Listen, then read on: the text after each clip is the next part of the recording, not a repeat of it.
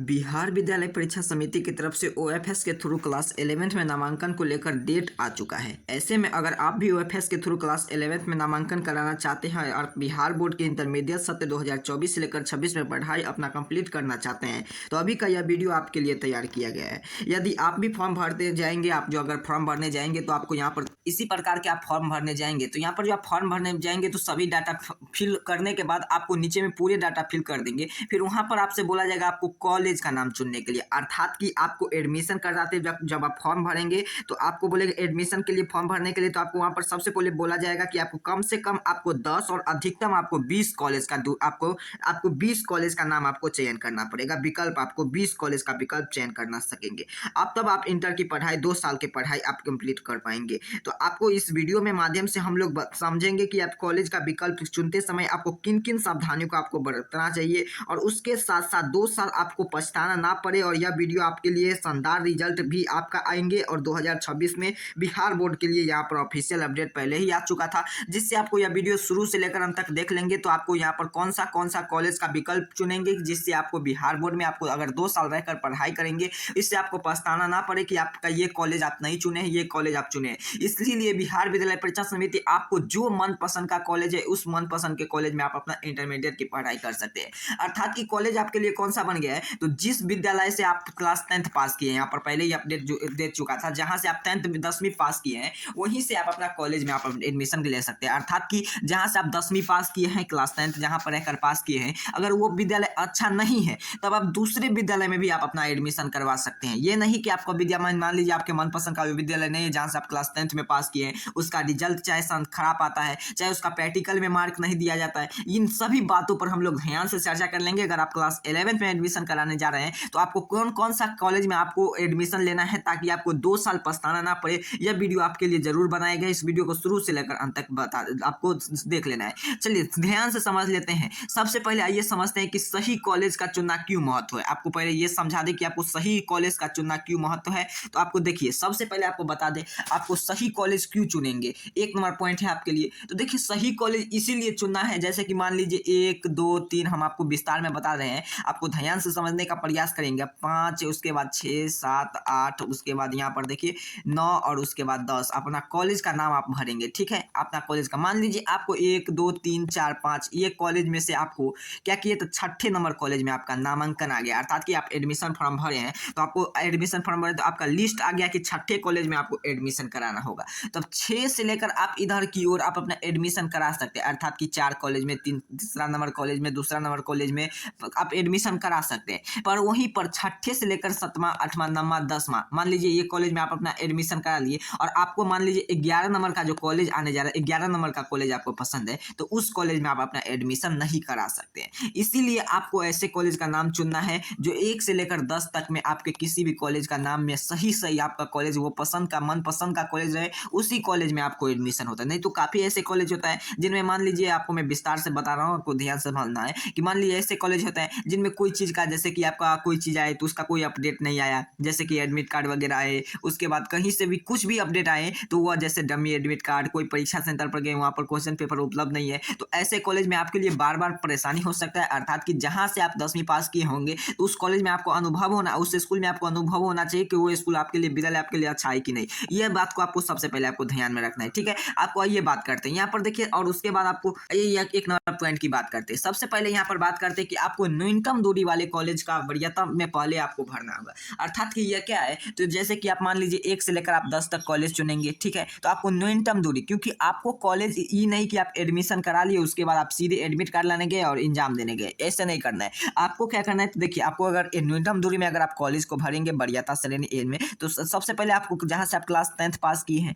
वहां का आपका स्कूल लॉग, अर्थात की कम दूरी पर है, न्यूनतम दूरी पर है, तो वह आपको स्कूल को सिलेक्ट कर लेना है सबसे पहले में। और उसका रिजल्ट, मान लीजिए वो कॉलेज का रिजल्ट, अर्थात कि प्रैक्टिकल वगैरह में भी नंबर खूब दिया जाता है आपके स्कूल में, तब उस कॉलेज को 1 नंबर विकल्प पर भरेंगे। और उसके बाद आपको मान लीजिए गांव में आपका दूसरा भी कोई कॉलेज होगा, इसी प्रकार आपको गांव में जितना भी कॉलेज होगा +2 विद्यालय होना चाहिए। +2 विद्यालय, अर्थात कि वो दूसरे भी गांव में क्यों नहीं है लेकिन वह +2 विद्यालय है, तो उस 10 कॉलेज का नाम आप बिल्कुल भर सकते हैं, उस 10 कॉलेज में आप अपना एडमिशन करा सकते हैं। वो आपको वरीयता श्रेणी सबसे पहले आपको भरना होगा, या 10 कॉलेज का नाम आपको, और अधिकतम आप चाहते हैं तो अधिकतम 20 कॉलेज का नाम भर सकते हैं, नहीं तो आपको 10 कॉलेज का नाम अर्थात कि 10 स्कूल का ऐसा नाम भरना है जहाँ पर आपको दोस्त वगैरह भी पढ़ाई करता होंगे। अगर मान लीजिए आपको उसी दोस्त वाले कॉलेज स्कूल में आपको पढ़ाई करना है तो आप बिल्कुल करवा सकते हैं। इसके लिए आपको कोई भी समस्या का सामना नहीं करना पड़ेगा। बस आपको उस कॉलेज का नाम अपना शुरू में जैसे 1 नंबर पर उस कॉलेज का नाम देंगे जहाँ पर आपको पसंद होगा वो कॉलेज, फिर 2 नंबर में फिर उस कॉलेज का नाम देंगे जहाँ पर आपका मन चाहा होगा,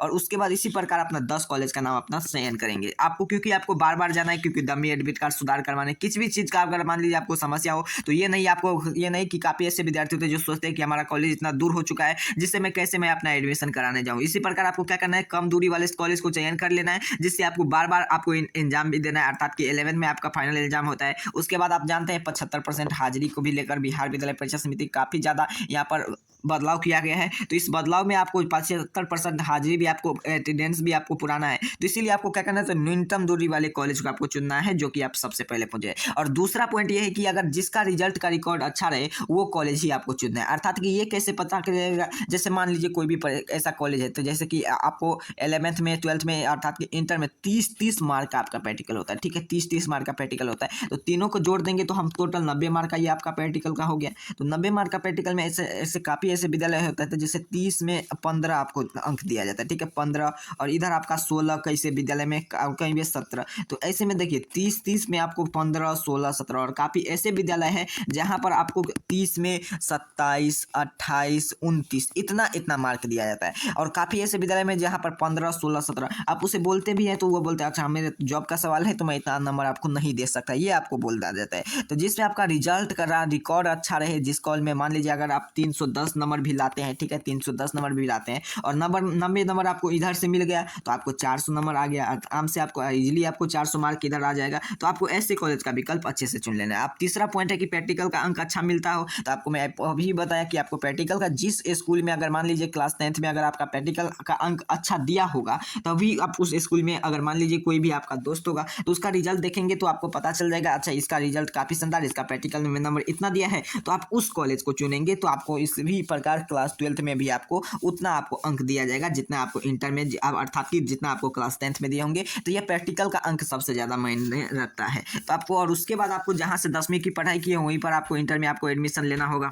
तो वो आप अपना देख लीजिएगा। यहाँ पर जिस कॉलेज स्कूल में आप क्लास 10th में पढ़े होंगे, अगर उस मान लीजिए उस कॉलेज आपके लिए, अर्थात कि वो स्कूल आपके लिए सबसे अच्छा होगा तो उसी स्कूल में आप एडमिशन ले सकते हैं, नहीं तो आप अपना दूसरा स्कूल में भी आप अपना एडमिशन ले सकते हैं। देखिए यह एडमिशन के लिए आपके आवेदन करने की तिथि कब से कब तक, तो देखिए इसे 11 अप्रैल से इसे आवेदन करने का तिथि चालू किया गया है, और इसके आवेदन करने का अंतिम तिथि अर्थात कि फॉर्म भरने का जो आप रजिस्ट्रेशन करेंगे OFS के वेबसाइट पर तो आपको लिए 20 अप्रैल तक इसे आपके लिए आवेदन करने का टाइम दिया गया है। लेकिन आगे इसका डेट बढ़ेगा, अगर मान लीजिए 20 अप्रैल तक कोई परीक्षार्थी नहीं किए हैं तो फिर इसका डेट बढ़ेगा, और उसके बाद अपना, अगर मान लीजिए इसमें से कोई कॉलेज आपको पसंद नहीं आएंगे, जैसे प्रथम मेरिट लिस्ट आएंगे, द्वितीय मेरिट लिस्ट आएंगे, तब आगे इसका स्लाइड अप वगैरह का भी आपको मौका दिया जाएगा। इसे आपको जरूर ध्यान में रखना होगा। तो यहाँ पर आप क्लियर समझ चुके हैं। और आपके लिए सबसे महत्वपूर्ण बात है कि अगर आप पूरे विकल्प भरेंगे, अगर आप इस पर वीडियो भी चाहते हैं कि आपको मोबाइल से, अपने मोबाइल फॉर्म से कैसे आप अपना भरेंगे कॉमन एप्लीकेशन पर, अर्थात कि अपना OFS के थ्रू कैसे अपना एडमिशन कराएं, तो इस पर मैं जरूर वीडियो बना दूंगा। इसके लिए आपको कमेंट में जरूर बता देना है। अब आपके लिए यह फॉर्म भरने से सबसे पहले महत्वपूर्ण होता है कि आपको अपना एक चीज़ कॉमन प्रोस्पेक्टस आपको जरूर पढ़ लेना है, अर्थात कि कॉमन प्रोस्पेक्टस अगर आप पढ़ लेते हैं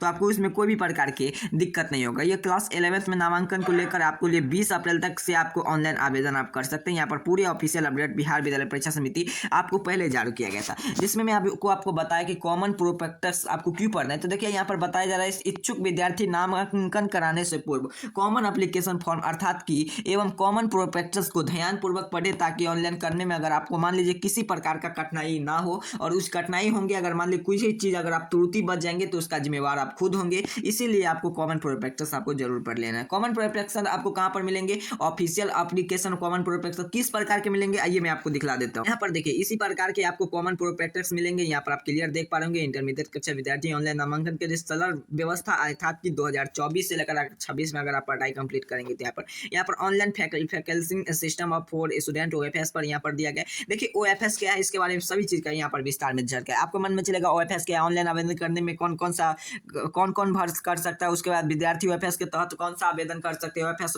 हर एक प्रकार के तमाम जानकारी आपके मन में जितना भी चल रहा होगा सभी जानकारी यहाँ पर देखिए। आरक्षण कोटा क्या है, महत्वपूर्ण टिप्पणी, यहाँ पर सभी प्रकार के यहाँ पर सवाल यहाँ पर लिया गया है। इस पे पूरे को अगर आप ध्यान से पढ़ लेंगे तो आपके मन में एक भी डाउट नहीं रहेगा और उसके बाद आपको यहाँ पर जो भी आपके मन में कंफ्यूजन चल रहा है सभी चीज यहाँ पर दूर हो जाएगा। आपको मैं बताया कि OFS क्या है, तो यहाँ पर देखिए पहले लिखा बिहार विद्यालय परीक्षा समिति के अंतर्गत अंतर्राष्ट्रीय शिक्षा संस्थाओं के ऑनलाइन व्यवस्था के तहत में इंटरमीडिएट कक्षा में नामांकन किया जाना, इसी प्रकार के तमाम लिखा गया है, इससे आप जरूर पढ़ लें। ऑनलाइन आवेदन कौन कौन कर सकते हैं यहाँ पर आप क्लियर, जो 10वीं पास किए हैं बिहार बोर्ड से, अर्थात कि जो BSCB बोर्ड से पास किए वो भी आवेदन कर सकते हैं, चाहे वो CBSE वाले हैं वो भी अपना आवेदन कर सकते हैं। यहाँ पर क्लियर आपके लिए हर एक प्रश्न का यहाँ पर जवाब मिला है, इसीलिए आपको यह जरूर पढ़ लेना। और निम्नलिखित आवेदन जानकारी पास क्या क्या आपको अपना रखना होगा आवेदन करने के लिए, 10वीं का जो भी आपका एडमिट कार्ड होगा वो रोल कोड रोल नंबर आपको तैयार रखना है। उसके बाद विद्यार्थी का लिए आपको जो भी आपका पर्याप्त उत्तीर्ण, अर्थात कि एडमिट कार्ड तो अभी आपका अर्थात कि मार्क से तो अभी नहीं आया होगा, अब ये जरूर आ जाएगा तब आप अपना तैयार रखेंगे। विद्यार्थी अपना पासपोर्ट साइज फोटो रखेंगे, मोबाइल नंबर ईमेल ID रखेंगे